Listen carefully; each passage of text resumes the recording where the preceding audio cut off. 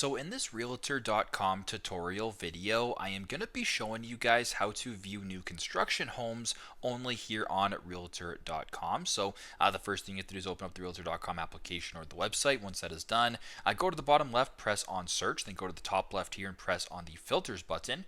Once you're on the filters page, just simply scroll down a little bit until you come across this option right here. This says new construction only. Now, as of right now, it actually is turned off.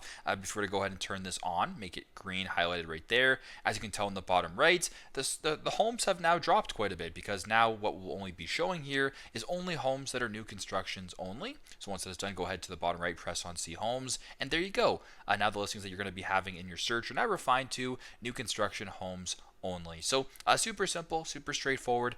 This is how to view new construction homes only here on Realtor.com. Thanks again for watching, and I hope this video helps.